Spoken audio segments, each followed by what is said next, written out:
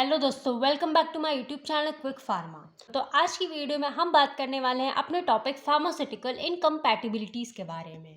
और ये हमारी वन शॉट वीडियो होने वाली है। इट मीन्स हम एक ही वीडियो में इस पूरे चैप्टर को यहाँ पे हम कंप्लीट कर लेंगे। तो हमारा सब्जेक्ट चल रहा था pharmaceutics B pharmacy first semester, जिसमें हमारी यूनिट 4 चल रही थी और उसमें हमारा चैप्टर सेकंड आज हम पढ़ने वाले हैं। तो इसी के साथ हमारा जो बी फार्मेसी फर्स्ट सेमेस्टर का जो सिलेबस है वो लगभग कंप्लीट होने वाला है। बस हमारी इसके बाद एक और यूनिट बची है, उसको हम कवर कर लेंगे। फिर हमारा जो सब्जेक्ट है ये हमारा पूरा का पूरा कंप्लीट हो जाएगा।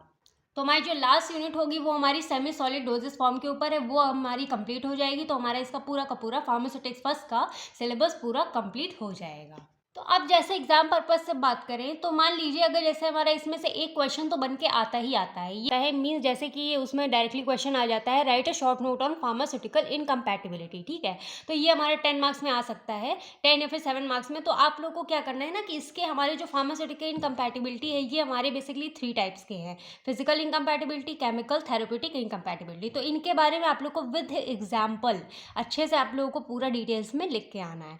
और अगर कभी कभी ये होता है ना कि एग्जाम्स में शॉर्ट जैसे 7 मार्क्स में या फिर 10 मार्क्स में इन्हीं तीनों के बारे में सेपरेटली पूछ लिया जाता है, तो इनके बारे में आप लोग को सेपरेटली लिख के आना है विद एग्जाम्पल। बाकी जो हमारी प्रीवियस वीडियो लेक्चर्स अगर आप लोगों ने नहीं देखे हैं तो आप लोग प्लीज़ देखिएगा। ठीक है, लिंक आप लोग को डिस्क्रिप्शन बॉक्स मिल जाएगी, वहाँ से आप लोग चेकआउट कर सकते हैं। बाकी इसकी नोट्स वगैरह की कोई प्रॉब्लम नहीं, आप लोग को टेलीग्राम चैनल पे फ्रीली मिल जाएंगे। वहाँ से आप लोग बस टेलीग्राम चैनल ज्वाइन कीजिए, डिस्क्रिप्शन बॉक्स में आप लोग को लिंक मिलेगी, वहाँ से आप लोग सारी नोट्स को डाउनलोड फ्रीली कर सकते हैं। और हमारे फर्स्ट सेमेस्टर में जितने भी सब्जेक्ट हैं सभी के लिंक आप लोग को डिस्क्रिप्शन बॉक्स में मिल जाएंगी। जो सब्जेक्ट आप लोग को देखना है सभी कंप्लीट हो चुके हैं, आप लोग वहाँ से चेकआउट कर सकते हैं। तो अब बात करते हैं हम फार्मास्यूटिकल इनकम्पैटिबिलिटी के बारे में। अब जैसे कि आप लोग को पता है कि कुछ कुछ चीज़ें ना हमें उसके जो टॉपिक होता है उसके नेम से ही पता चल जाती हैं। अब जैसे आप हम इनकम्पैटिबिलिटी का मतलब समझें तो जो हमारा इन का मतलब होता है, जैसे बहुत जगह होता है मैं, ठीक है, लेकिन यहाँ पे जो इन का मतलब होता है नॉट। ठीक है, अब जैसे इनकम्पैटिबिलिटी में हम इन दोनों वर्ड को सेपरेट करें तो एक हमारा निकल के आता है इन, दूसरा होता है हमारा कंपैटिबल। अब इन का मतलब यहाँ पे हो जाता है नॉट और कंपैटिबल का मतलब हो जाता है कंफर्टेबल। तो अब यहाँ पे सिंपली देखा जाए कंपैटिबल का मतलब कंफर्टेबल होता है, मतलब कि कोई अच्छी चीज़ जिसमें हम कंफर्ट फील करें। ठीक है, लेकिन यहाँ पे हमारा वर्ड क्या है, इनकम्पैटिबिलिटी। अब इन दोनों को वर्ड के मतलब को अगर हम जोड़ दें तो इसका मतलब होता है नॉट कंफर्टेबल, मतलब कि ये कंफर्टेबल, यहाँ पे कोई ऐसी चीज़ है जो कंफर्टेबल नहीं है, उसमें कोई ना कोई प्रॉब्लम आ रही है। अब एग्जाम्पल से समझिए, मान लीजिए आप लोग का कोई फ्रेंड है, ठीक है, मान लीजिए कोई फ्रेंड है तो आप उसके साथ बहुत ज़्यादा मतलब कंफर्टेबल फील करते हैं, उसके साथ सारी बातें शेयर करते हैं, तो वो चीज़ क्या होती है, हमारी कंफर्टेबल होती है, मीन्स आप उसके साथ कंपैटिबल है। लेकिन अगर कोई इंसान होता है जैसे आप उसके साथ कंफर्ट नहीं फील करते हैं, अपनी बात कहने में हिचकिचाते हैं, तो वो हमारा क्या होता है, इनकम्पैटिबल होता है, मतलब आप उसके साथ कंफर्ट फील नहीं करते हैं। इनकम्पैटिबिलिटी वो चीज़ कहलाती है जिसमें आप कंफर्ट फील ना करें। ठीक है, जो कंपैटिबिलिटी क्या कहलाती है, जिसमें हमारा कंफर्ट फील, मतलब हमको कंफर्ट फील होता है। ठीक है, तो इसमें हमारी इनकम्पैटिबिलिटी में यही आता है नॉट कंफर्टेबल। इसका मतलब यहाँ पे कोई ना कोई प्रॉब्लम है जिसके वजह से यहाँ पे इनकम्पैटिबिलिटी कॉज हो रही है। तो इनकम्पैटिबल तो आप लोग समझ गए। अब दूसरा वर्ड हमारे यहाँ पे आता है फार्मास्यूटिकल्स, क्योंकि यहाँ पे हमारा फार्मास्यूटिकल इनकम्पैटिबिलिटी है ना पूरा वर्ड। तो फार्मास्यूटिकल्स यहाँ का मतलब यहाँ पे क्या मतलब होता है, मेडिसिन से मतलब होता है, जिससे जो हमारी दवाइयाँ वगैरह होती हैं और जो मेडिसिन वगैरह होती है, जो डॉक्टर्स होते हैं वो पेशेंट्स को क्या करते हैं, प्रिस्क्राइब करते हैं, मतलब कि जैसे पर्चे में लिख के देते हैं, आप लोग को मेडिकल स्टोर से वहाँ से लेना रहता है। ठीक है, जो मेडिसिन आप लोग को डॉक्टर प्रिस्क्राइब करते हैं वही तो आप लोग खाते हैं ना। तो मेन चीज़ यहाँ पे जो हमारी मेडिसिन्स होती हैं, मतलब कि जो हमारी मेडिसिन्स है अगर उसमें भी कोई प्रॉब्लम आ रही है, इसमें कोई गड़बड़ी हो रही है, जिसकी वजह से यहाँ पे हमारी फार्मास्यूटिकल इनकम्पैटिबिलिटी हमको देखने को मिलती है। अब जैसे कि आप लोग को एग्जाम्पल के टर्म में समझाएं तो मान लीजिए हमारी एक ये टैबलेट है और एक ये टैबलेट है। ठीक है, तो अब जैसे डॉक्टर वगैरह होते हैं, अगर आप लोग फीवर भी बताएंगे तो वो आप लोग को कॉम्बिनेशन में दवाई देते हैं, मतलब कि किस में देते हैं, कॉम्बिनेशन में दवाई देते हैं, ताकि आप लोगों को मतलब रिलीफ अच्छे से मिले। और कॉम्बिनेशन में जैसे एक टैबलेट दे दी, फिर उसके साथ दूसरी टैबलेट, आप लोग को 2 टैबलेट एक टाइम में खाना है। ठीक है, और ऐसे नॉर्मली हम लोग को फीवर होता है तो हम लोग पैरासीटामॉल या फिर कोई डोलो वगैरह सिंगल खा लेते हैं, लेकिन जो मतलब डॉक्टर्स प्रिस्क्राइब करते हैं वो हमको 2 टैबलेट देते हैं। ठीक है, कि साथ में आप लोग को सुबह या फिर दोपहर में आप लोग को 2 टैबलेट एक साथ खानी है। तो जब आप आप लोगों ने इस दोनों दवाई को एक साथ खा ली तो एक चीज़ हो जाती है ऐसी कि ये जो हमारी एक मेडिसिन होगी वो दूसरे मेडिसिन की इफ़ेक्ट को यहाँ पे ख़त्म कर सकती है, या फिर ये वाली मेडिसिन इसके इफ़ेक्ट को हमारी बॉडी में ख़त्म कर सकती है, ठीक है। तो इस जैसे कोई भी हमारे 2 इंग्रीडिएंट या फिर 2 मेडिसिन्स अगर इकट्ठा दी जाती हैं, अगर उसमें कोई प्रॉब्लम आती है, तो इसी प्रॉब्लम को यहाँ हम इनकम्पैटिबिलिटी बोलते हैं। मतलब कि एक मेडिसिन दूसरे मेडिसिन के साथ अगर कंपैटिबल नहीं है, तो ये कोई ना कोई प्रॉब्लम कॉज़ कर सकती हैं। That is called pharmaceutical incompatibility. Pharmaceutical का मतलब जो कि हमारी दवाइयाँ हैं, इनकम्पैटिबिलिटी मतलब जो दवाइयों के बीच में कोई प्रॉब्लम आ रही है, 2 दवाइयों के बीच में, ठीक है। तो उसी को हम क्या बोलेंगे? Pharmaceutical incompatibility.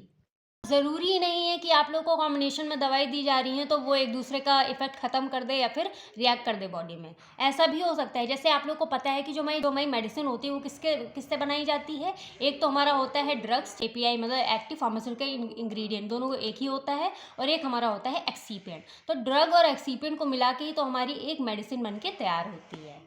तो जो हमारा एपीआई मेन ड्रग है, यही हमारा क्या करता है? सॉल्यूट का काम करता है, और जो एक्सिपिएंट्स होते हैं, व्हीकल हो गया, तो और क्या कहते हैं, बाइंडर्स हो गया, और कलरिंग एजेंट, फ्लेवरिंग एजेंट, ये सारी चीज़ें हमारी एक्सिपिएंट में आती है, तो ये हमारा एज अ सॉल्वेंट काम करता है। यहाँ पे जो हमारे एक्सिपिएंट्स ऐसे होने चाहिए जो हमारे ड्रग को कोई भी प्रॉब्लम कॉज ना कर सके। अब मान लो जैसे कि हमारे कुछ एक्सिपिएंट्स ऐसे होते हैं, जब हम इनको ड्रग के साथ मिलाते हैं तो ये कोई भी गड़बड़ या फिर प्रॉब्लम क्रिएट कर देते हैं, जिसकी वजह से हमारी जो मेडिसिन होती है उसमें प्रॉब्लम आ जाती है। तो इसी को हम यहाँ पे इनकम्पैटिबल मतलब कि फार्मास्यूटिकल इनकम्पैटिबिलिटी बोल देते हैं। अब वो होते कैसे हैं? जैसे मान लो, जैसे हमारे जो ड्रग है उसको जो इफ़ेक्ट शो करना है उसका इफ़ेक्ट ही ख़त्म हो गया है, फिर वो अच्छे से इफ़ेक्ट शो नहीं कर रहा है, ड्रग का हमारा कलर चेंज हो गया। और जैसे कि हमारा सर दर्द हो रहा है, हमको सर दर्द की दवा खानी है, लेकिन वो अपना इफ़ेक्ट ही नहीं शो कर रही है ड्रग। तो इस टाइप की हमारी कुछ फार्मास्यूटिकल इनकम्पैटिबिलिटी देखने को मिलती है अगर हमारे कोई भी प्रॉब्लम आती है हमारे एक्सिपिएंट्स में या फिर ड्रग को एक्सिपिएंट से मिलाने से, ठीक है। तो अब ये सारी चीज़ें तो हमारी देसी फॉर्म में आप लोगों को समझ में आ गई होंगी। अब थोड़ा सा हम टेक्निकल टर्म में यहाँ पे समझ लेते हैं विद द डेफिनेशन। तो डेफिनेशन पढ़ें तो pharmaceutical incompatibility is a condition which occurs when 2 और more substances are mix together and form an undesirable product. मतलब कि जो फार्मास्यूटिकल इनकम्पैटिबिलिटी हमारी एक कंडीशन है, तो ऐसी कोई कंडीशन है जिसमें हमारा क्या हो रहा है, अगर जब यहाँ पे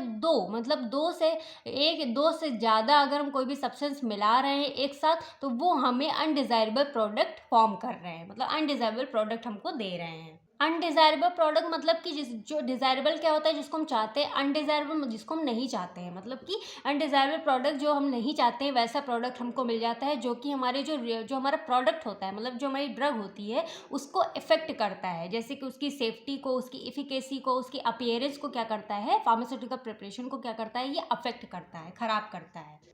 अब सेफ्टी मतलब कि जो हमारी यहाँ पे ड्रग बन रही है, जो हमारी मेडिसिन है, वो अपना वो हमारे लिए सेफ़ ना हो, मतलब कि कोई ऐसा हार्मफुल इफ़ेक्ट शो कर दे। इफ़िकेसी मतलब कि वो हमको जो इफ़ेक्ट चाहिए वो हमको इफ़ेक्ट ना शो करे। अपीयरेंस मतलब उसके अपीयरेंस में कोई प्रॉब्लम आए, जैसे कि हमारे ड्रग के कलर चेंज हो जाएँ, इस टाइप की प्रॉब्लम हमको देखने को मिलती हैं। बाकी हमारी जो मतलब कि फार्मास्यूटिकल इनकम्पैटिबिलिटी, ये ज़रूरी ही नहीं कि जो हमारी ड्रग है वो बनने के बाद, मतलब मेडिसिन जो है वो बनने के बाद ही प्रॉब्लम कॉज़ करे। ये हमारी during compounding, dispensing, formulation, manufacturing, packaging के टाइम पे या फिर एडमिनिस्ट्रेशन ऑफ ड्रग के टाइम पे ये हमारी प्रॉब्लम कॉज़ कर सकती है उस टाइम भी। अब जैसे कि हमारा क्या होता है ना, कभी-कभी जैसे हमको स्टोरेज करनी है अपनी दवाई की, तो हमने स्टोरेज रखा उसमें दवाई, जैसे हमने रख दी ऐसे नॉर्मल प्लेस पे। अब उसको हमको रूम टेम्परेचर हमको कूल में रखना है, ठीक है। अब कूल की जगह हमने उसको हॉट प्लेस पे रख दिया तो वो हमारी ख़राब हो जाएगी ना। जो स्टोरेज हमने अगर सही तरीके से, जैसे हमारी मेडिसिन वगैरह में, दवाई वगैरह में लिखा रहता है ना, प्लेस एट कूल प्लेस या फिर प्लेस एट नॉर्मल टेम्परेचर, ठीक है। तो उस टाइप से हमको उसको रखना होता है। लेकिन अगर हमको नॉर्मल टेम्परेचर पे रखना है, हमने उसको हॉट प्लेस पे रख दिया तो हमारी ख़राब हो सकती है। या फिर कूल प्लेस पे रखना है तो हमने हॉट प्लेस पे रख दिया तो हमारी क्या हो सकती है, वो हमारी ख़राब हो सकती है, या फिर उसमें कोई फार्मास्यूटिकल इनकम्पैटिबिलिटी आ सकती है। तो ये हमारी हो जाती है इनकम्पैटिबिलिटी की पूरी कंप्लीट डेफिनेशन। अगर एग्जाम में भी आता है तो आप लोग को ये पूरी डेफिनेशन लिख के आना है, ठीक है। तो अब हम जानते हैं फार्मास्यूटिकल इनकम्पैटिबिलिटी की क्लासिफिकेशन के बारे में। तो जो हमारी इनकम्पैटिबिलिटी, इसको हम फर्दरली 3 टाइप्स में डिवाइड करते हैं। सबसे पहले आ जाती है फिजिकल इनकम्पैटिबिलिटी, सेकंड है केमिकल इनकम्पैटिबिलिटी एंड थर्ड है थेरेप्यूटिक कंपैटिबिलिटी। तो चलिए इन तीनों के बारे में हम यहाँ पे थोड़ा सा डिटेल्स में डिस्कस कर लेते हैं। तो सबसे पहले मैं आप लोग को ये चीज़ बता दूं कि हमारे जितने भी इसके टाइप्स हैं वो काफ़ी ज़्यादा इजी हैं। आप लोग को एकदम देसी भाषा में समझाऊंगी मैं, बाकी नोट्स तो आप लोग को मिल ही जाएंगे। बस आप लोग अगर समझ गए ना हिंदी में तो आप लोग मतलब आप आराम से अपने आप से वर्ड्स बना के लिख सकते हैं, ठीक है। तो सबसे पहला हमारा यहाँ पे आ जाता है फर्स्ट फिजिकल इनकम्पैटिबिलिटी। तो जो फिजिकल इनकम्पैटिबिलिटी के बारे में समझे तो मान लीजिए हमारी ये दो मेडिसिन है, ठीक है। एक हमारे राउंड शेप में है और एक हमारे कैप्सूल के फॉर्म में है, ठीक है। तो इससे हम क्या समझते हैं ना कि ये हमारी राउंड शेप में है। अब जैसे इसके शेप, साइज, कलर, इसको हम अपीयर करते हैं, इसका अपीयरेंस हम मतलब देखते हैं कि हमारा कैसा है। तो ये हमारी किस में आती है, फिजिकल में आती है। फिजिकल चीज़ें जो हमें सामने से दिख रही हो, जैसे कि हमारा पेन है, अब इसको हम टच कर सकते हैं, ठीक है। तो इसका कलर देख सकते हैं कि हमारा ब्लू कलर है, ये हमारा वाइट है, इसके अंदर रिफिल पड़ी हुई है वो ब्लू कलर की है। तो ये सारी चीज़ें क्या है, हमारी फिजिकल अपीयरेंस में आ जाती है। जैसे कोई भी हमारी मेडिसिन है तो उसको हम टच करके देखते हैं ना, तो जैसे देखते हैं कि वो उसका सॉफ्ट टेक्सचर है कि नहीं है, दरदरा है कि कैसा है, वो सारी चीज़ें फिजिकल में आ जाती हैं। सिंपल सी भाषा में कि कोई चीज़ भी है उसको अगर हम सामने से अपीयर कर पा रहे हैं, सामने से देख रहे हैं, तो वो हमारी क्या होती है, फिजिकल। अब फिजिकल इनकम्पैटिबिलिटी यहाँ पे आ जाता है। तो फिजिकल इनकम्पैटिबिलिटी जैसे हमारी जो कोई भी मेडिसिन है, अगर उसको हम टच करके देख रहे हैं तो कहीं से डिकम्पोज हो रही है या फिर मतलब थोड़ी थोड़ी सी टूट रही है या फिर डिग्रेड, या फिर वो मतलब कि थोड़ा थोड़ा सा उसका टेक्सचर बहुत ज़्यादा रफ हो रहा है, या फिर कैसे भी मतलब उसका कलर चेंज हो रहा है, तो वो सारी हमारी प्रॉब्लम अगर आ रही हैं तो वो हमारी कहलाती हैं फिजिकल इनकम्पैटिबिलिटी। तो बाकी यहाँ पे फिजिकल इनकम्पैटिबिलिटी देखें तो ये इसकी डेफिनेशन वगैरह है, एग्जाम्पल वगैरह है, यही सारी चीज़ें आप लोग को एग्जाम में भी लिख के आना है। बहुत ज़्यादा मैंने शॉर्ट में लिखा है ताकि आप लोग को समझ में भी आ जाए और आप लोग आसानी से लिख भी सकें। अब जैसे कि ये मतलब डेफिनेशन है, तो मैंने स्टार्टिंग से ही जो डेफिनेशन आप लोग को पढ़ाई है उससे मिलती जुलती ही लिखी, ताकि आप लोगों को ज़्यादा कष्ट ना उठाना पड़े, आप लोगों को आराम से अच्छे से समझ में आ जाए। तो डेफिनेशन देखी जाए तो व्हेन टू और more non compatible substances are mix together, मतलब कि यहाँ पे दो, अब जैसे आप लोग सोच रहे होंगे कि यहाँ पे हम नॉन कंपैटिबल सब्सटेंस पहले से क्यों ले रहे हैं। अब किसी को पता थोड़ी होता है कि एक दूसरे के साथ वो कंपैटिबल है कि नहीं है, क्योंकि हम तो अनजान है ना, हम तो मिक्स कर रहे हैं। अब तो ये तो पता तो बाद में रिजल्ट में चलता है ना।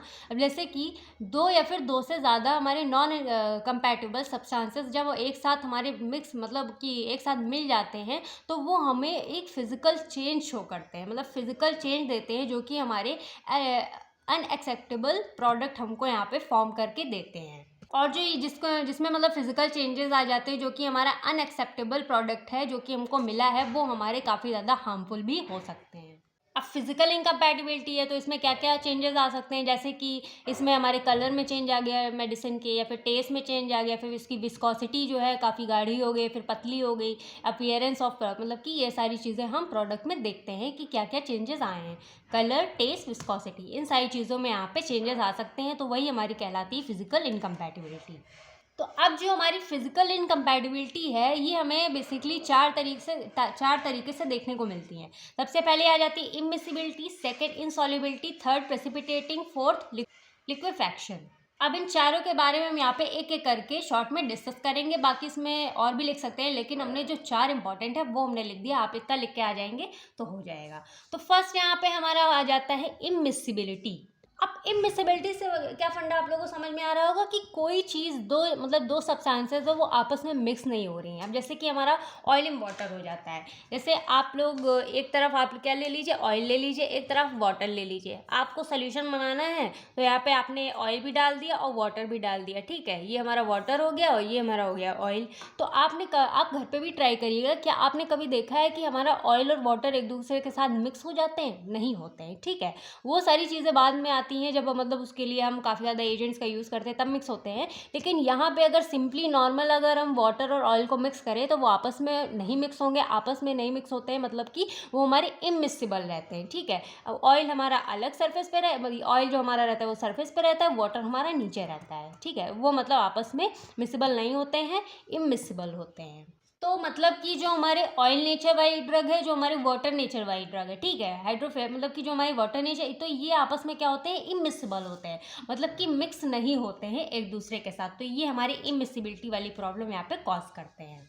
तो एक तरीके से आप लोगों को थोड़ा थोड़ा याद आ रहा होगा कि हमारा इमल्शन वाला एग्जाम्पल है, जिसमें हमने मीन्स प्रीवियस लेक्चर्स में हम पढ़ चुके हैं।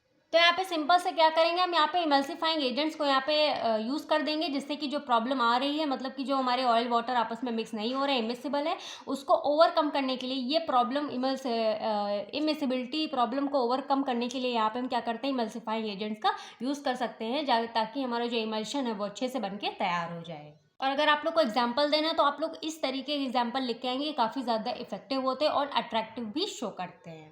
जैसे एग्जाम्पल में कैस्टर ऑयल हमने 15 ml लिया है, वाटर लिया है 60 ml, ठीक है, अप टू मतलब हमको बनाना कितना है 60 ml तक, ठीक है। तो इसको हम इमल्शन बनाएंगे, तो हमारा जो कैस्टर ऑयल है वो हमारा इमिसिबल है वाटर के साथ, तो इसको ओवरकम करने के लिए यहाँ पे इमल्सिफाइंग एजेंट का यूज़ कर देंगे, फिर हमारा जो इमल्शन होगा वो बन के तैयार हो जाएगा। तो ये तो हमारा एक्चुअल में प्रॉब्लम हो गया, जो इमिसिबिलिटी प्रॉब्लम कॉज हो रही थी, और ये हमारा हो गया ओवरकम, कि इस प्रॉब्लम को ओवरकम कैसे कर रहे हैं। तो पहला तो हमारा इमिसिबिलिटी, आई होप आप लोग को समझ में आ गया होगा। फिर सेकंड हमारा आ जाता है इनसॉल्युबिलिटी।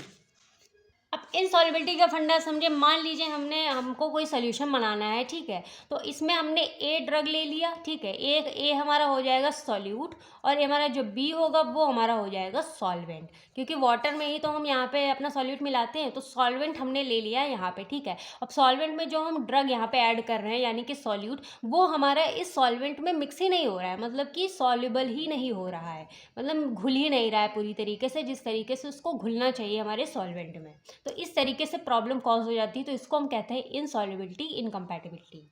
अब जैसे सिंपल सा एग्जांपल ले लीजिए, वाटर हमने लिया है एक ग्लास में, ठीक है, वाटर में हमने अपनी चीनी ऐड कर दी, तो वो अच्छे से मिक्स हो जाएगी एक टाइम पे। लेकिन अगर वाटर में हम यहाँ पे मिट्टी ऐड कर दें, तो मिट्टी नीचे बैठ जाएगी ना, वो तो सॉल्युबल होगी नहीं हमारे वाटर के साथ। तो ये हमारा यहाँ पे एग्जाम्पल आ जाता है। तो उसी तरीके से यहाँ पे हमारी इनसॉल्युबिलिटी भी होती है। तो यहाँ पे डेफिनेशन से देखें इनसॉल्युबिलिटी में, तो हमारे कुछ मतलब जो मटेरियल होता है वो हमारे इनएबिलिटी, मतलब उसमें उसकी अच्छी एबिलिटी नहीं होती है, तो वो हमारे क्या होते हैं, वो हमारे सॉल्वेंट के साथ क्या होते हैं, वो डिजॉल्व नहीं होते हैं। अब ये इसका एग्जाम्पल हमारा आ जाता है। अब एग्जाम्पल में जैसे हमारा फेनेक्सेटीन 3 ग्राम है, कैफीन 1 ग्राम है, ऑरेंज सिरप है 12 ml, वाटर इसको हम ले लेते हैं 90 ml तक, इसको हमको बनाना है, ठीक है। अब ये एग्जाम्पल हमारा आ जाता है यहाँ पे सस्पेंशन वाला। अब तो जो हमारे यहाँ पे फेनेक्सेटीन होता है वो हमारा इनसॉल्युबल होता है, मतलब कि जब इसको हम इन सारी इंग्रेडिएंट के साथ या फिर पानी के साथ मिलाएंगे तो वो हमारा अच्छे से सॉल्युबल नहीं होगा। और तो यहाँ पे हम क्या करते हैं, यहाँ पे सस्पेंडिंग एजेंट्स को, टैगाखान को यहाँ पे हम सस्पेंडिंग एजेंट को यूज़ करते हैं, जो कि हमारे जो सस्पेंशन है उसको बनाने में हेल्प करेगा, और स्टेबल, मतलब कि हमारा सॉल्युबल हो जाए, फेनेक्सेटीन इन सबके साथ सॉल्युबल हो जाए, इसको सस्पेंडिंग एजेंट हमारा सस्पेंशन बनाने में हेल्प करेगा। तो ये हमारी हो जाती है इंसॉल्युबिलिटी, और ये इसका हो जाता है प्रॉब्लम टू ओवरकम। थर्ड हमारी आ जाती है यहाँ पे प्रेसिपिटेशन। अब अगेन यहाँ पे हमको क्या करना है, यहाँ पे अपना सॉल्यूशन बनाना है, तो बी हमारा यहाँ पे सॉल्वेंट हो जाएगा, ए हमारा यहाँ पे सॉल्यूट हो जाएगा।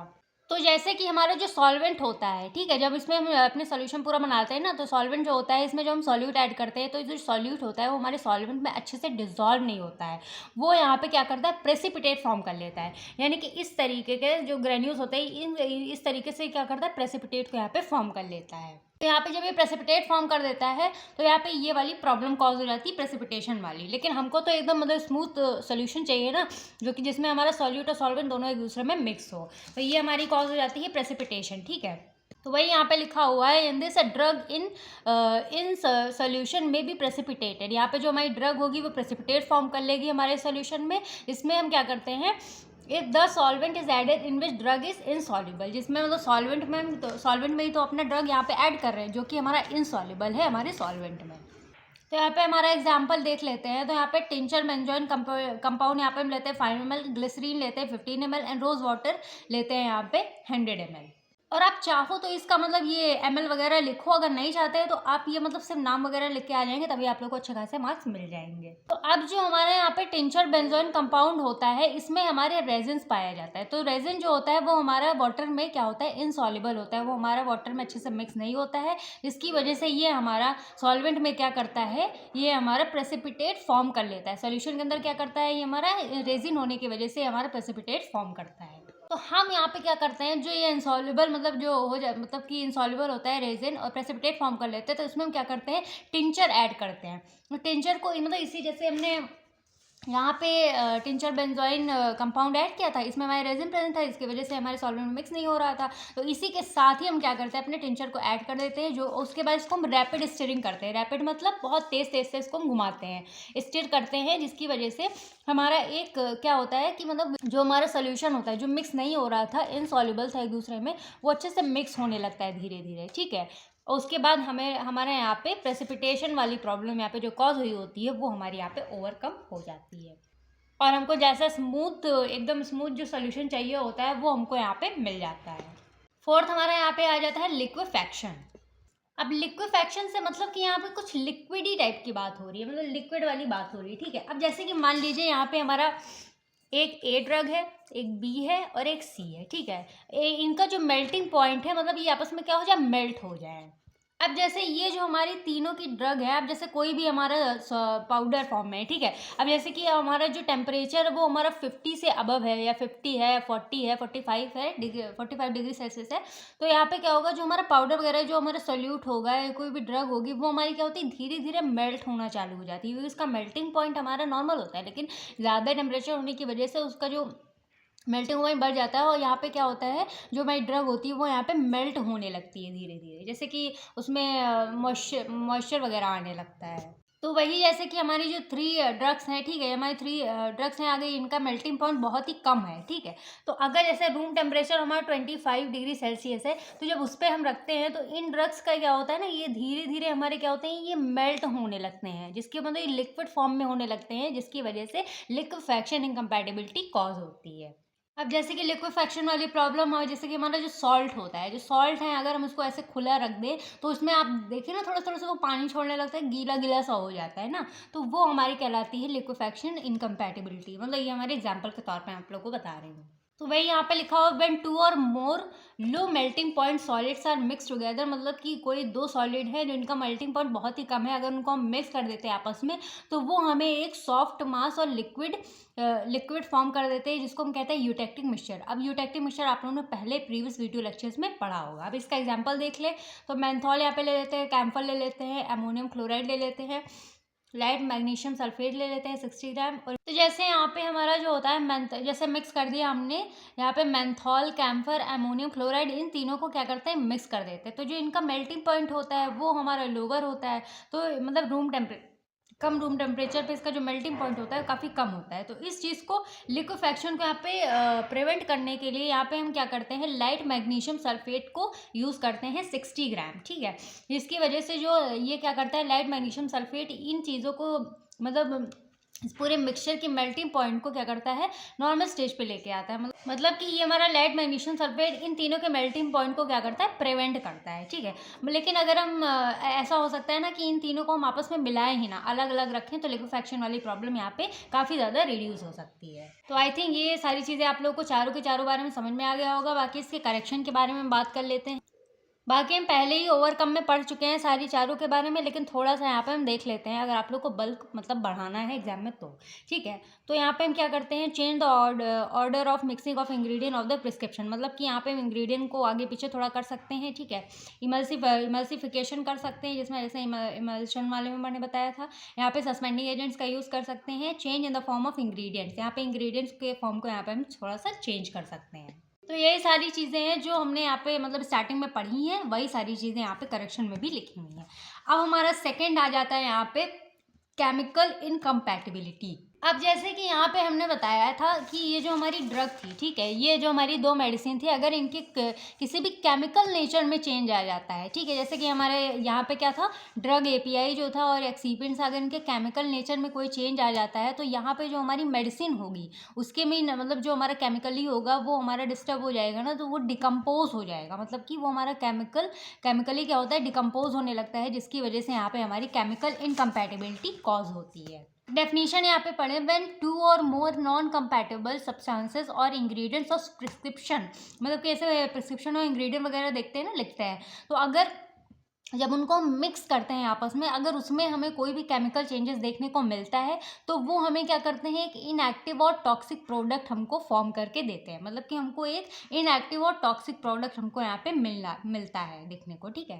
अब जैसे कि यहाँ पे आप लोग सोच रहे होंगे इंग्रेडिएंट ऑफ प्रिस्क्रिप्शन, मतलब कि अब जैसे यहाँ पे सोच रहे होंगे कि जो डॉक्टर वगैरह दवाइयाँ देती है वो तो बनी बनाई रहती हैं, तो उनमें कैसे खराबी आ सकती है, वो कैसे इनकम्पैटिबल हो सकती है एक दूसरे के साथ। तो जैसे कि कभी कभी दवाई जब लिख के देता है डॉक्टर, यहाँ पे मतलब प्रिस्क्रिप्शन में लिख के देते हैं, तो जब आप लोग जाते हैं वहाँ पे दवाई लेते हैं मेडिकल स्टोर पे, ठीक है, तो वहाँ जब फार्मेसी पे दवाई आपने ली तो वहाँ पे ऐसी दवाई भी कुछ होती हैं जो आप लोग को एक दूसरे से मिक्स करके खानी होती हैं। जैसे कि कुछ हमारे पाउडर फॉर्म में होती है, जो हमारे 2-3 पाउडर होते हैं उसको आपस में मिक्स करके आप लोग को लेना होता है। फिर कोई इंजेक्शन होता है, जैसे इंजेक्शंस होते हैं, अगर हमारे अलग अलग रहता है, जैसे हमारे दो दी गई है, ठीक है, तो 2 सिरिंज में हमको एक इंजेक्शन ए मतलब उसमें फिल करना है, एक बी फिल करना है, तो आपस में उसको मिक्स करते हैं। मिक्स करके ही तो उसको फिल करेंगे ना सिरिंज में।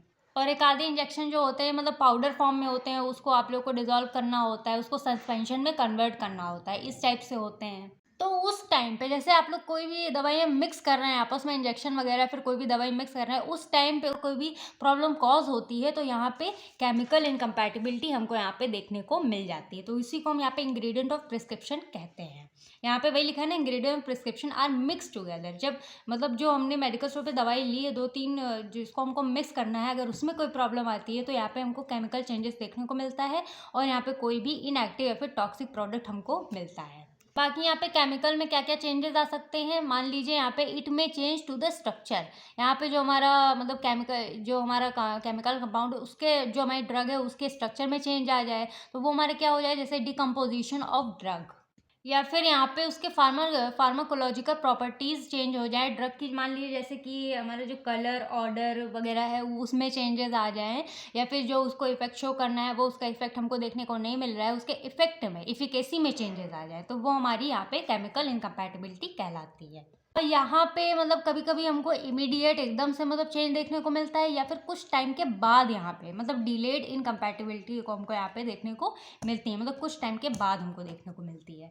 अब हमारे केमिकल इनकम्पैटिबिलिटीज़ के भी कुछ टाइप्स आ जाते हैं। पहला हमारा आ जाता है यहाँ पे ऑक्सीडेशन, सेकंड होता है हाइड्रोलिसिस, थर्ड होता है पॉलीमराइजेशन, फोर्थ होता है आइसोमराइजेशन। ये हमारे सभी के सभी जो टाइप्स हैं ये हमारे बेस्ड होते हैं केमिकल चेंजेस पे। मीन्स हमारे केमिकल चेंजेस इन सभी वजह से हो सकते हैं। तो चलिए इन चारों के बारे में थोड़ा थोड़ा सा डिस्कस कर लेते हैं।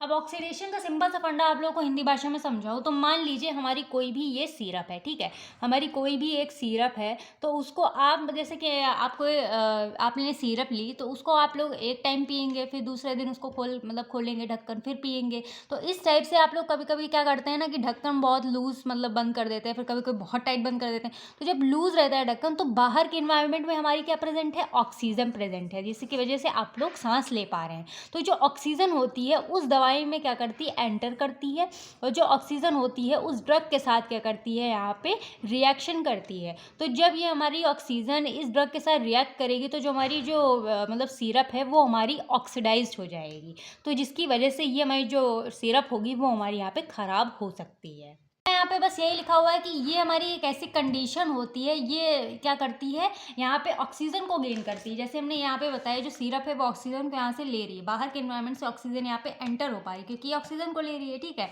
अब यहाँ पे ऑक्सीजन गेन हो रहा है और जो ये क्या कर रहा है, और यहाँ पे ऑक्सीडेशन में ये होता है ना, gain of oxygen and loss of electrons, तो यहाँ पे जो इलेक्ट्रॉन्स है वो यहाँ से लॉस हो रहा है। तो it can decompose the complete solution of drug, जिसकी वजह से ये ऑक्सीजन ले रही है अपने इलेक्ट्रॉन को लॉस कर रही है, जिसकी वजह से यहाँ पे जो हमारी ड्रग या फिर सॉल्यूशन है वो यहाँ पे कम्प्लीटली क्या हो सकती है, डिकम्पोज हो सकती है या फिर ख़राब हो सकती है। तो ये हमारा हो जाता है ऑक्सीडेशन का फंडा, और यहाँ पे हमको केमिकल इनकम्पैटिबिलिटी देखने को मिल जाती है। अब ये हमारे होता किस वजह से है, जैसे कि एटमॉस्फेरिक ऑक्सीजन की वजह से, light, temperature, presence of pre oxidants. जैसे कि मैंने बताया ना एटमॉस्फेरिक में हमारे ऑक्सीजन वगैरह प्रेजेंट है, लाइट की वजह से भी हो सकता है, टेम्परेचर की वजह से और प्री ऑक्सीडेंट्स की वजह से। अब ये जैसे जो प्रॉब्लम हमारी केमिकल चेंजेस आ रहे हैं हमारे मतलब सोल्यूशन को फिर ड्रग को डिकम्पोज कर रहे हैं, अब इस चीज़ को, इस प्रॉब्लम को हम यहाँ पे बचाते कैसे हैं, चलिए वो समझ लेते हैं। तो यहाँ पे बेसिकली इसको प्रिवेंट करने के लिए यहाँ पे हम एंटीऑक्सीडेंट्स का यूज़ करते हैं, जो कि हमारी ये सोल्यूशन या फिर जो हमारी ड्रग है उसको लाइट से लाइट से क्या करता है, प्रोटेक्ट करता है, या फिर बाहर के एनवायरनमेंट से प्रोटेक्ट करता है, using buffers to maintain pH. और जो हमारी ड्रग का जो पीएच है, उसके जो बफर्स होते हैं वो ड्रग के पीएच को भी यहाँ पे क्या करते हैं, मेंटेन करते हैं। और इसके एग्जाम्पल हमारे ऐसे आ जाते हैं phenolic compounds, antibiotics, volatile oils. तो ये तो आप लोगों को समझ में आ गया होगा। फिर सेकंड हमारी यहाँ पे आ जाती है हाइड्रोलिसिस के बारे में। अब जैसे हमारे इन्वायरमेंट में ऑक्सीजन आके हमारा काम खराब कर रहा था, वैसे ही हमारे इन्वायरमेंट में पानी भी तो प्रेजेंट रहता है। अब जैसे कोई भी सिरप, जैसे मैंने आप लोगों को एग्जांपल बताया था सिरप का, ठीक है, तो अब सिरप का ढक्कन जैसे खुला हुआ है तो हमारे बाहर के एनवायरनमेंट में मॉइस्चर प्रेजेंट है, काफ़ी ज़्यादा मॉइस्चर है, ठीक है, चाहे गर्मी हो चाहे ठंडी हो, मॉइस्चर तो प्रेजेंट रहता है ना। तो वो हमारे क्या करता है, जो H2O है, जो मॉइस्चर है वो हमारा वाटर ही तो है। तो वाटर हमारा क्या करता है, हमारे इस सिरप के अंदर आता है, और जो पानी होता है वो बेसिकली क्या करता है, उस पूरी केमिकल रिएक्शन को तोड़ने का काम करती है, मतलब कि हाइड्रोलिसिस का यहाँ पे काम करती है। अब यहाँ पे एग्जाम्पल से समझते हैं। तो मान लीजिए जो हमारा कोडीन फॉस्फेट है, अब कोडीन फॉस्फेट में जब यहाँ पे हमारा पानी मिल जाता है तो ये हमारा क्या कर देता है, कोडीन और फॉस्फेट को अलग अलग कर देता है। कोडीन हमारा अलग हो जाएगा, फॉस्फेट हमारा अलग हो जाएगा, और ये हमारा बेसिकली कहलाता है डिकम्पोजिशन, जिसकी वजह से जो हमारा ड्रग है वो पूरी तरीके से यहाँ पे खराब हो जाता है। इसकी वजह से, हमारे हाइड्रोलिसिस की वजह से। तो इस वजह से हमारा क्या होता है, इस कंडीशन में इट इज़ अ कंडीशन और chemical reaction in which water reacts with compound and break its covalent bond. मतलब कि जो वाटर होता है उस कंपाउंड के साथ रिएक्ट करेगा, उसका जो कोवेलेंट बॉन्ड होगा उसको ब्रेक कर देगा, and break down of compound, ठीक है। यहाँ पे हमारे जैसे इस कंपाउंड का मैंने बताया था ना कि इस कंपाउंड को क्या करता है, ये ब्रेक कर देता है, तोड़ देता है, ठीक है। इसकी वजह से यहाँ पे क्या होता है, डिकम्पोजिशन कॉज होता है। बाकी हमारा किसकी वजह से होता है, due to presence of water, pH and temperature. अगर टेम्परेचर ज़्यादा है उसकी वजह से भी हो जाता है, फिर पीएच का जो लेवल है वो आगे पीछे हो जाता है, उसकी वजह से भी हो सकता है। अब इसको हम प्रिवेंट कैसे कर सकते हैं, इस प्रॉब्लम को, प्रोटेक्ट फ्रॉम मॉइस्चर। जैसे हमारी कोई भी ड्रग है, सिरप है, उसको हम मॉइस्चर से प्रोटेक्ट करें, ठीक है, और जिसकी वजह से हमारा जो सिरप वगैरह है वो अच्छे से बची रहे। ऐड वाटर एब्जॉर्बिंग, उसमें हम क्या करते हैं, वाटर एब्जॉर्बिंग सब्सटेंसेस को ऐड करते हैं। Use appropriate solvent instead of water, यहाँ पे वाटर की जगह हम यहाँ पे एप्रोप्रिएट सॉल्वेंट्स का यूज़ करते हैं, ठीक है, जिसकी वजह से, क्योंकि वाटर की वजह से हमारा हाइड्रोलिसिस कॉज हो रहा है ना, यहाँ पे एप्रोप्रिएट सॉल्वेंट का हम यहाँ पे यूज़ करते हैं, जिसकी वजह से हमें जो हाइड्रोलिसिस वाली प्रॉब्लम है, इनकम्पैटिबिलिटी है, उसको यहाँ पे हम प्रिवेंट कर सकते हैं। फिर हमारा थर्ड आ जाता है यहाँ पे पॉलीमराइजेशन। अब पॉलीमराइजेशन में क्या होता है, अब मान लीजिए जैसे कि हमारा जो ये ड्रग है, ठीक है, इसमें हमारे बहुत सारे केमिकल्स प्रेजेंट है। अब मान लो यहाँ पे हमारे कुछ प्रॉब्लम कॉज हो रही है, जिसकी वजह से मान लीजिए इसमें हमारे छोटे छोटे यूनिट प्रेजेंट है, ठीक है, तो ये यूनिट्स हम आपस में क्या हो जाते हैं, आपस में जुड़ने लगते हैं। इसको हम कहते हैं यहाँ पे पॉलीमराइजेशन, जो कि हमारे एक पूरी चेन फॉर्म कर लेती है। अब पॉलीमराइजेशन क्या होता है, जैसे मान लीजिए एक हमारी एक सिंगल यूनिट है, ठीक है, तो सिंगल यूनिट है, ये हमारे कहलाते हैं मोनोमर्स। अब ये आपस में अगर कनेक्टेड हो जाते हैं, जुड़ जाते हैं, तो ये हमारे एक मतलब पूरी चेन फॉर्म कर लेते हैं, तो ये हमारी क्या हो जाती है, इसको कहलाती है ये हमारा पॉलीमराइजेशन। जो सिंगल यूनिट अगर आपस में सिंगल आपस में जुड़ रहे हैं तो दैट इज कॉल्ड पॉलीमराइजेशन। अब एग्जाम्पल से समझते हैं। मान लीजिए अगर लैब वगैरह में आप लोग जाएंगे तो वहाँ पे देखेंगे आप फॉर्मल्डिहाइड, ठीक है, फिर देखा ही होगा। तो फॉर्मल्डिहाइड जो होता है, अगर अब वो काफ़ी ज़्यादा लंबे समय से रखा होता है हमारे लैब वगैरह में, तो वो हमारा क्या हो जाता है, वो उसके अंदर हमारे एक वाइट पीपीटी शो होती है, मतलब एक मतलब जैसे लेयर नहीं बन जाती पूरी वाइट वाइट, उस तरीके से हमको यहाँ पे वाइट पीपीटी शो होती है फॉर्मल्डिहाइड में। तो जो हमारा फॉर्मल्डिहाइड होता है, मान लीजिए बहुत ज़्यादा लंबे समय से रखा होता है, तो वो अपने अंदर हीट एब्जॉर्ब कर लेता है। तो हीट एब्जॉर्ब होने की वजह से वो हमारा कन्वर्ट हो जाता है पैरा फॉर्मल्डिहाइड में, जो कि हमारा क्या करता है, वाइट पीपीटी उसमें हमारी बन जाती है। और जो हमारे यहाँ पे वाइट पीपीटी होती है वो हमारी एक तरीके से पॉलीमर कहलाती है। जैसे कि यहाँ पे छोटी छोटी यूनिट्स होती है, वो आपस में जुड़ जाती है, कनेक्ट हो जाती हैं, तो वो यहाँ पे क्या करती हैं, पॉलीमर फॉर्म कर लेती हैं। तो ये हमारी पैराफॉर्मल्डिहाइड में जब ये कन्वर्ट हो जाती है, जब वाइट पीपीटी शो होता है, तो वो हमारी क्या करती है, पॉलीमराइजेशन इनकम्पैटिबिलिटी यहाँ पे कॉज करती है, ठीक है। अब इसको हम प्रिवेंट कैसे कर सकते हैं, तो ये भी समझ लेते हैं। तो इसको प्रिवेंट ऐसे कर सकते हैं, मान लीजिए जो हमारा फॉर्मल्डिहाइड है उसको हम एक सूटेबल टेम्परेचर पे रखें, ठीक है, एंड उसमें हम अपना 15% मेथनॉल जो है उसको ऐड कर दें, तो इसकी वजह से जो पॉलीमराइजेशन वाली प्रॉब्लम है वो नहीं आएगी, और जो हमारा फॉर्मल्डिहाइड है वो कभी भी ख़राब नहीं होगा, ठीक है। कभी मतलब क्या, जब तक वो प्रिजर्व रहेगा तब तक रहेगा। एक टाइम पे तो हर केमिकल होता है उसमें थोड़ा थोड़ा सा डिकम्पोजिशन आ ही जाती है, तो इसको हम एक सूटेबल टेम्परेचर पे रख सकते हैं, तो अपने जो पॉलीमराइजेशन कंपैटिबिलिटी है उसको यहाँ पे हम प्रिवेंट कर सकते हैं। और ये हमारी पॉलीमराइज़ेशन होती क्यों है और कॉज़ कैसे होती है? तो ये हमारे टेम्परेचर की वजह से हो जाती है, जैसे बहुत ज़्यादा टेम्परेचर हो जाए, या फिर लाइट की वजह से, लाइट सॉल्वेंट की वजह से हो जाती है। हमने सूटेबल सॉल्वेंट उसमें ये नहीं यूज़ किया, या फिर जो बाहर से फॉरेन पार्टिकल्स है, जो इम्प्योरिटीज़ वगैरह आ जाती हैं, उसकी वजह से भी ये पॉलीमराइज़ेशन कॉज़ करती है। फिर हमारा फोर्थ आ जाता है यहाँ पे आइसोमराइज़ेशन। आइसोमराइजेशन में क्या होता है कि जो हमारा जो ड्रग्स होता है वो हमारा कन्वर्ट हो जाता है आइसोमर्स में। आइसोमर्स मतलब कि ये इसका जो फॉर्मूला होता है वो हमारा तो सेम होता है, लेकिन जो हमारे ड्रग का जो स्ट्रक्चर होता है वो हमारे यहाँ पे चेंज हो जाता है। अब लोग सोच रहे होंगे कि चलो फॉर्मूला तो हमारा सेम ही है, तो स्ट्रक्चर से चेंज होने से क्या ही फ़र्क पड़ेगा। अब मान लो ऐसे एग्जांपल में एल एड्रेनलिन है, वो हमारा डी एड्रेनलिन में कन्वर्ट हो रहा है, ठीक है, due to change in temperature और पीएच। जैसे कि टेम्परेचर या फिर पीएच में जब चेंज हो जाता है तो एल एड्रेनलिन हमारा डी एड्रेनलिन में क्या होता है, कन्वर्ट हो जाता है। तो जो हमारा डी एड्रेनलिन है वो हमारा लेस एक्टिव होता है, मतलब उसकी जो एक्टिवनेस है, एफिकेसी है, वो हमारे यहाँ पे डिक्रीज हो जाती है। जो ड्रग की जो स्ट्रक्चर चेंज होने की वजह से जो उसका एक्टिवनेस है वो हमारे यहाँ पे कम हो जाएगा। जो हमारे पहले मतलब जो यहाँ पे डी एड्रेनलिन की जो एक्टिवनेस है यहाँ पे कम हो जाती है, किसके अगेंस्ट, यहाँ पे एल एड्रेनलिन से। तो बस फ़र्क इतना सही है कि ये वाला जो कन्वर्ट हुआ है, जो कन्वर्जन हुआ है, वो यहाँ पे हमारा ये जो ड्रग है ये हमारा लेस एक्टिव होगा इससे, तो इसकी वजह से यहाँ पे थोड़ा सा नुकसान हो जाता है आइसोमराइजेशन की वजह से भी, ठीक है। अब ये हमारे इनको प्रिवेंट कैसे कर सकते हैं, जैसे कि हम यहाँ पे जो ड्रग है उसके टेम्परेचर, पीएच, सॉल्वेंट, इम्प्योरिटीज़ वगैरह उसमें ना हो, सॉल्वेंट यहाँ पे हमारा अच्छा खासा हो, अच्छा खासा सूटेबल सॉल्वेंट यूज़ करें, पीएच हमको मेंटेन रखना है, टेम्परेचर सूटेबल होना चाहिए, जिसकी वजह से सारी प्रॉब्लम आइसोमराइजेशन कंपैटिबिलिटी को यहाँ पे हम प्रिवेंट कर सकते हैं। अब यहाँ पे हमारे आइसोमराइजेशन जो होते हैं वो फर्दरली हमारे 2 टाइप्स में डिवाइड होते हैं, टॉलरेटेड एंड एडजस्टेड। तो चलिए इनके बारे में हम यहाँ पे समझ लेते हैं। तो सबसे पहले यहाँ पे हमारी इनकम्पैटिबिलिटी आ जाती है, टॉलरेटेड इनकम्पैटिबिलिटी। अब टॉलरेटेड मतलब कि यहाँ पे हम थोड़ी सी प्रॉब्लम को टॉलरेट कर ले जाते हैं, जैसे कि हमारे किसी भी ह्यूमन बींग्स को खतरा नहीं है, किसी की जान पे खतरा नहीं है ये ड्रग की वजह से, तो यहाँ पे हम क्या करते हैं ना, उसको टॉलरेट कर लेते हैं। यहाँ पे हम क्या करते हैं, जो मतलब इंग्रेडिएंट्स यूज़ हो रहे हैं प्रिस्क्रिप्शन में, उसमें थोड़े से क्या करते हैं, उसके ऑर्डर को यहाँ पे मिनिमाइज़ कर देते हैं by changing the order of mixing. मतलब कि जो इंग्रेडिएंट के मिक्सिंग को यहाँ पे हम थोड़ा सा चेंज कर देते हैं यहाँ पे इस केमिकल इंटरेक्शन को मिनिमाइज़ करने के लिए। लेकिन यहाँ पे जो हमारे इंग्रेडिएंट है उसको यहाँ पे हम चेंज नहीं करते, बस उसके जो मतलब कि जो उसका ऑर्डर है उसको हम यहाँ पे चेंज कर सकते हैं। जैसे हमारी ए ड्रग है, बी ड्रग है, सी ड्रग है, तो उसमें थोड़ा बहुत हम यहाँ पे अल्ट्रेशन कर सकते हैं, चेंज कर सकते हैं। बाकी यहाँ पे जो हमारी जो सोल्यूशन है उसको हम क्या करते हैं ना, उसको हम चेंज नहीं करते, उसको उसमें कोई भी अल्टरेशन नहीं करते हैं। तो इस वजह से इसको हम कहते हैं टॉलरेटेड इनकम्पैटिबिलिटी। फिर हमारा दूसरा आ जाता है यहाँ पे एडजस्टेड इनकम्पैटिबिलिटी।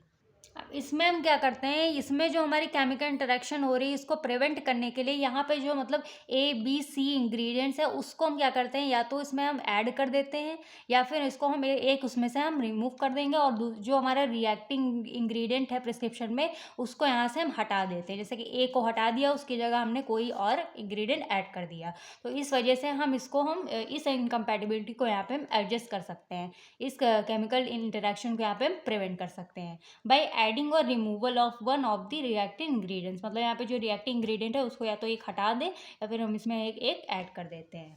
तो ये हमारा हो जाता है एडजस्टेड इनकम्पैटिबिलिटी। तो ये हमारे सभी के सभी केमिकल इनकम्पैटिबिलिटी के बारे में हो गया। हमारा लास्ट आ जाता है थेराप्यूटिक इनकम्पैटिबिलिटी। अब जो हमारा थेराप्यूटिक इनकम्पैटिबिलिटी है ये तो थोड़ा आप लोगों को पता ही होगा। मान लीजिए आपको कोई प्रॉब्लम होती है, आप लोग डॉक्टर के पास जाते हैं, तो उसने क्या किया, आप लोगों को कोई भी सर्टेन ड्रग्स को यहाँ पे प्रिस्क्राइब कर दिया, ठीक है, टू द पेशेंट। अब उस सर्टेन ड्रग्स को आप लोग मतलब जो भी ड्रग्स उसने प्रिस्क्राइब किया है डॉक्टर ने, तो वो आप लोग को लग रहा है कि वो आप लोग को लिए अच्छा, मतलब जो भी आप लोग को प्रॉब्लम है वो अच्छे से आप लोग को ट्रीट हो जाएगी। लेकिन यहाँ पे जो ड्रग प्रिस्क्राइब हुई है उसका यहाँ पे हमको अलग ही इफेक्ट देखने को मिल रहा है, मतलब वो कोई प्रॉब्लम कॉज कर रही है, फिर कोई गड़बड़ हो जा रही है। अब जैसे कि नॉर्मली समझाएं तो मान लीजिए आप लोग को आपके फीवर है, तो आप लोग को क्या दिया गया, पैरासीटामॉल दिया गया, ठीक है। तो अगर पैरासीटामॉल दिया गया है तो जैसे आप लोग कुछ लोग होते हैं ना कि वो पहले से खा के आते हैं दवाई, तो जब पहले से खा के आए हैं अगर उनको दोबारा वही दवाई दे दी जाती है तो वो क्या करता है, ओवरडोज हो जाती है। जब ओवरडोज हो जाती है तो पैरासीटामॉल होता है वो डायरेक्टली हमारी लीवर पे इफेक्ट करता है, मतलब लीवर में नुकसान कर सकता है। और अगर ज़्यादा ही सीवियर केस हो जाता है उसकी वजह से आप लोग को थोड़ा सा चक्कर वगैरह, डिजीनेस वगैरह आ सकती है। तो ये एक तरीके से हमारी थेराप्यूटिक इनकम्पैटिबिलिटी यहाँ पे हमको देखने को मिलती है। तो इसको हम डिफाइन ऐसे करते हैं, it may be a result of prescribing certain drugs to a patient with the intention to produce a specific degree of pharmacological action, but the nature or intensity of the action produce is different from that intended by the prescriber. यानी कि यहाँ पे ये हो जाता है ना कि यहाँ पे जो डॉक्टर ने यहाँ पे ड्रग प्रिस्क्राइब की है उसको पेशेंट को मतलब अच्छा सा यहाँ पे इफेक्ट शो मतलब देखने को मिलता है, फार्माकोलॉजिकल एक्शन देखने को मिलेगा, ठीक है। लेकिन यहाँ पे उल्टा ही हो जाता है, लेकिन यहाँ पे जो ड्रग है उसका अलग ही यहाँ पे एक्शन देखने को मिल रहा है, मतलब कि जो ड्रग है उसके नेचर इंटेंसिटी में चेंजेस है और यहाँ पे कोई डिफरेंट इफेक्ट यहाँ पे शो होता है या फिर प्रोड्यूस होता है बाय द प्रिस्क्राइबर। प्रिस्क्राइबर मतलब होता है जो दवाई को प्रिस्क्राइब करता है, जो दवाई को लिख के देता है। तो जो हमारी थेराप्यूटिक इनकम्पैटिबिलिटी होती है वो बेसिकली 4 तरीके की हो सकती है। एक हमारा होता है एरर इन डोजेस फॉर्म, और दूसरा होता है हमारा रॉन्ग डोजेस फॉर्म, थर्ड है Contra indicated drugs, and fourth है ड्रग इंटरैक्शन। तो चलिए इन चारों के बारे में यहाँ पे शॉर्ट में हम समझ लेते हैं। सबसे पहले हमारा आ जाता है error in doses form. Sorry, ये हमारा डोजेस फॉर्म नहीं है, ये हमारा है डोजेस और ओवरडोज। अब एरर इन डोजेज और ओवरडोज में ये हो सकता है कि it may be a result from error in writing और इंटरप्रेटिंग प्रिस्क्रिप्शन ऑर्डर, मतलब कि जो हमारे डॉक्टर वगैरह होते हैं जो दवाई वगैरह लिखते हैं, प्रिस्क्राइब करते हैं दवा वगैरह, उसमें अगर कुछ मतलब ड्रग्स आगे पीछे हो गई लिखने में, या फिर कोई राइटिंग में कोई प्रॉब्लम हो गई, लिखने में कोई एरर आ गया, तो उस चीज़ को हम यहाँ पे कह देते हैं एरर इन डोजेज और ओवरडोज। और इसका सबसे खतरनाक चीज़ हो सकती है ओवरडोज वाली, मतलब कि ये हमारी काफ़ी ज़्यादा सीरियस टाइप की होती है, सीरियस टाइप का एरर होता है जो कि हमारा ओवरडोज होता है। ये हमारी बॉडी में पॉइजनिंग भी कॉज कर सकता है, जैसे कि हम मतलब किसी भी इंसान को ख़त्म करने की भी ताकत रखता है ओवरडोज, ठीक है। इसकी वजह से किसी की मौत भी हो सकती है। अब इसका एग्जाम्पल हमारा आ जाता है एट्रोपिन सल्फेट, हमारा रहेगा 6 mg, फेनाबार्बिटॉल रहेगा हमारा 660 mg, 360 mg। तो यहाँ पे इसके हमको 10 कैप्सूल बनाने होते हैं और यहाँ पे हर कैप्सूल यहाँ पे हमको 3 घंटे में देना होता है। तो अभी देखा जाए तो आप लोग को इसमें नहीं लगेगा कि इसमें कोई गड़बड़ी है, लेकिन आपको इसमें इसके mg वगैरह भी आप लोग को यहाँ पे मेंशन करने होंगे। तो इसमें गड़बड़ी ये होती है कि ये जो हमारी डोज दी गई है ना, ये हमारी लगभग 12 टाइम ज़्यादा होती है किसी भी नॉर्मल डोज से, यानी कि बहुत ज़्यादा ओवरडोज है। अगर 12 टाइम ज़्यादा है इसका मतलब आप लोग अंदाज़ा लगा सकते हैं कि काफ़ी ज़्यादा ओवरडोज यहाँ पे हो जाती है। तो अगर किसी भी पेशेंट में ओवरडोज हो जाती है तो ये काफ़ी ज़्यादा सीरियस टाइप का एरर कॉज हो सकता है, फिर बहुत भारी नुकसान हो सकता है।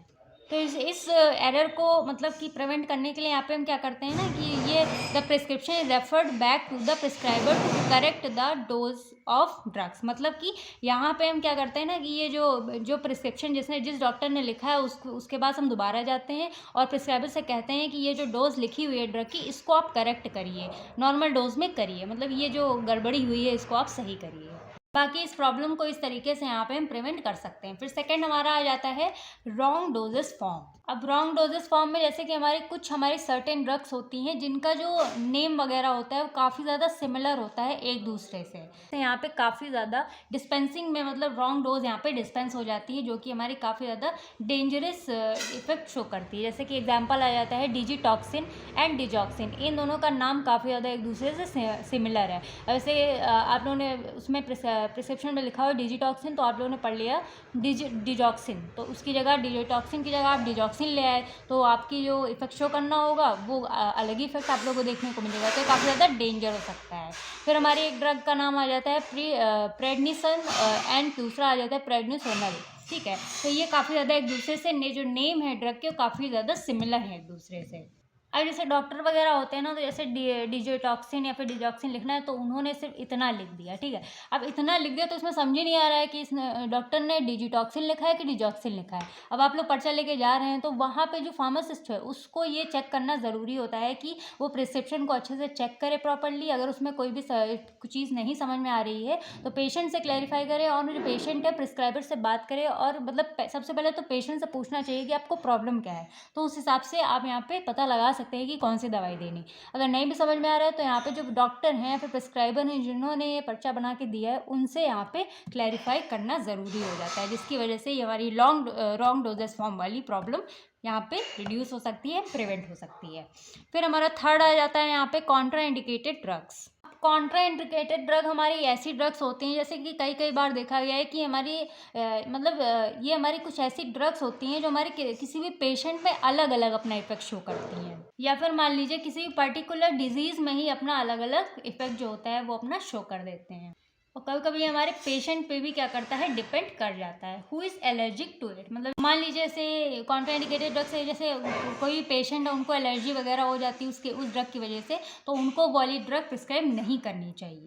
अब एग्जाम्पल मान लीजिए जो हमारे कॉर्टिसोइड जो होते हैं, जो कॉर्टिसोइड ड्रग्स होती हैं, जो हमारे मतलब पेशेंट होते हैं कॉन्ट्राइंडिकेटेड, जो मतलब पेप्टिक अल्सर वगैरह उनको होता है, तो उनको एक कॉर्टिसोइड वाली ड्रग नहीं दी जाती है। सेकेंडली हमारी आ जाती है जैसे कि पेनिसिलिन, ये भी हमारी कॉन्ट्राइंडिकेटेड होती है। मान लीजिए अब तक की जो पेशेंट लोगों ने दवाई खाई होगी, तो ये मतलब काफ़ी ज़्यादा क्या करती है, एलर्जिक रिएक्शन भी कॉज करती है।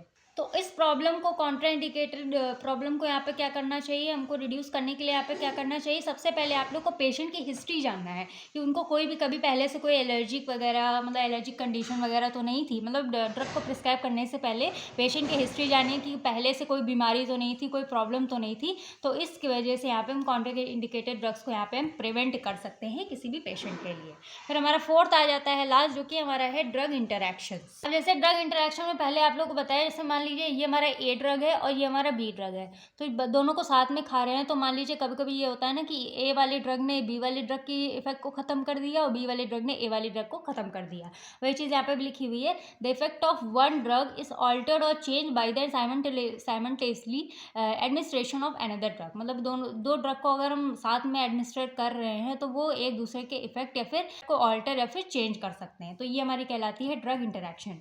अब इसका एग्जांपल आ जाता है हमारा टेट्रासाइक्लिन हाइड्रोक्लोराइड 250 mg। तो ये मान लीजिए टेट्रासाइक्लिन हाइड्रोक्लोराइड 250 mg दी गई उस और डायरेक्शन दी गई कि इसको आप लोग को दूध के साथ खाना है। तो ये हमारी एक तरीके की इनकम्पैटिबिलिटी होती है, क्योंकि जो हमारी टेट्रासाइक्लिन है वो हमारी कैल्शियम के साथ इनएक्टिवेट कर दी जाती है। और आप लोगों को पता है जो हमारा मिल्क होता है वो हमारा क्या होता है, उसमें हमारे कैल्शियम प्रेजेंट होता है। इसीलिए जो टेट्रासाइक्लिन हाइड्रोक्लोराइड है, जब इसको हम ड्रग के साथ लेते हैं तो ये हमारी बॉडी में कोई भी इफेक्ट अपना नहीं शो करता है।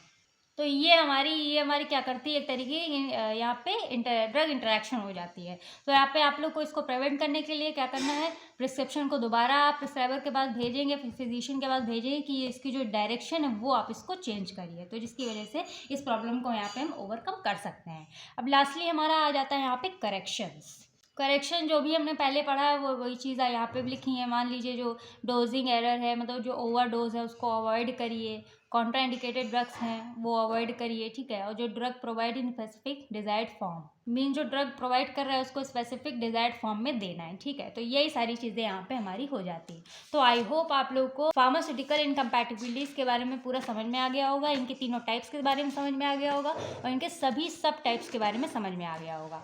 तो आज हमारी फार्मास्यूटिकल इनकम्पैटिबिलिटी आज इसी वन शॉर्ट वीडियो में पूरा का पूरा कंप्लीट हो जाता है। तो आज हमारी pharmaceutics B pharmacy first semester की यूनिट 4 कंप्लीट हो जाती है और हमारी इसकी सिर्फ एक यूनिट बची है, वो भी हमारी कंप्लीट हो जाएगी बहुत ही जल्द। तो मिलते हैं हम नेक्स्ट वीडियो में नेक्स्ट यूनिट के साथ। तब तक के लिए do like share comment and subscribe to my YouTube channel. कोई प्रॉब्लम होती है आप लोग कमेंट सेक्शन में पूछ सकते हैं डायरेक्टली, ठीक है। उसके जो नोट्स वगैरह होंगे आप लोग को फ्रीली टेलीग्राम चैनल पर मिल जाएगी, वहाँ से आप लोग डाउनलोड कर सकते हैं।